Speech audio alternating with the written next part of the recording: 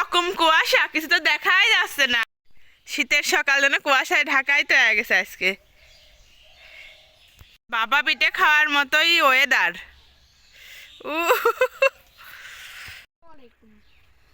বন্ধুরা এই দেখেন, এই কোন শীত, কতটা কুয়াশা। এর মধ্যে আমার আম্মু খুব গরম গরম সুস্বাদু দারুণ ভাপা পিঠা বানাবে। কুয়াশার দিয়ে কিছুই দেখা যাচ্ছে না। বন্ধুরা এখন আমরা আম্মুর বানানো ভাপা পিঠা চুলে বসে বসে বসে মজা করে খাবো।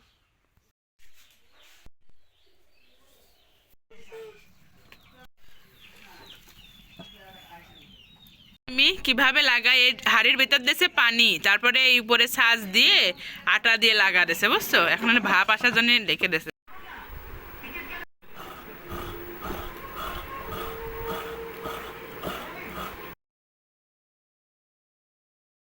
দেখছো কতটুকু ঢাকুন। ছোট পিঠা বানানো।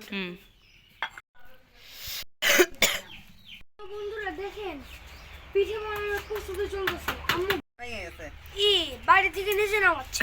ভাইও ফেলছে বাটি। বন্ধুরা একদম খাঁটি খেজুরের পাটালি লম্বা করে। এটা তো ঠান্ডা পানি দিয়ে মাখান লাগে না, খালি লবণ দেওয়া লাগে ভিতরে। ভাই আর লাগতো না, আর লাগতো না জানে রুলি আরে নাই ভাবি পাইছে গেছে। আমি মিয়া পেয়ে দেখো, দেখো দেখছো পানির জার এসে গেছে। মনরে এখন আটা চালা হচ্ছে, আম্মু আটা চালছে।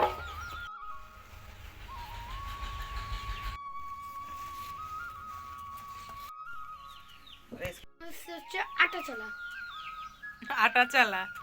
তারপরে কি দিয়েছে? বলেছে গুড়, না না পাটালি, উপর আরো একটু চালা আটা দিয়ে দিল। পরে হচ্ছে নারকেল, নারকেল আরেকটা দিয়ে দিল।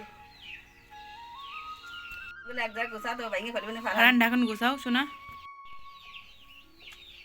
পাটালি আরেকটা হচ্ছে আটা।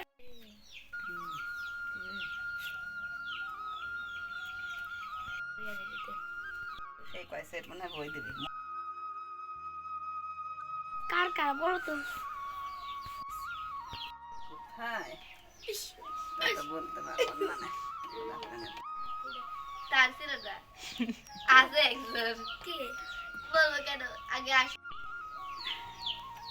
কয় মিনিট হয় আম্মু? 5 মিনিট ভাপ দেওয়া লাগে। প্রথম পিঠা চলে গেছে ভাপে, ভাবেটা ক্ষেত্রে সেই মজা। কে শীতের ভিতরে কি আব্বুর গাছের যত্ন নেওয়া বাদ যাবে না?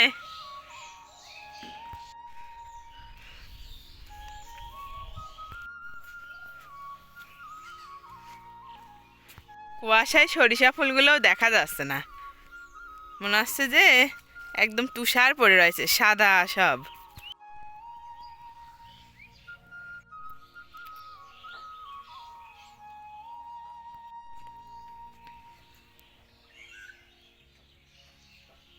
কিছুই বলো না।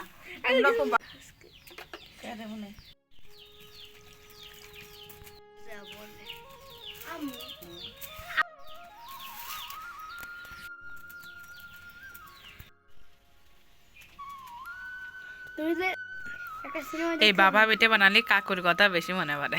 কাকুর সব থেকে পছন্দের পিঠা আমার কাকু। অভ্যাস মানে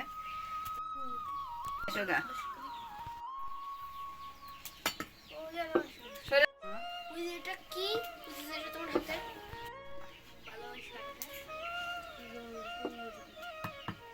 উন্নতি করবো কিন্তু উঠে আছে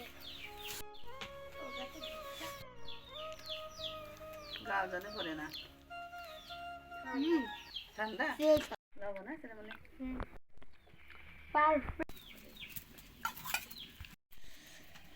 সব থেকে বড় পিঠা।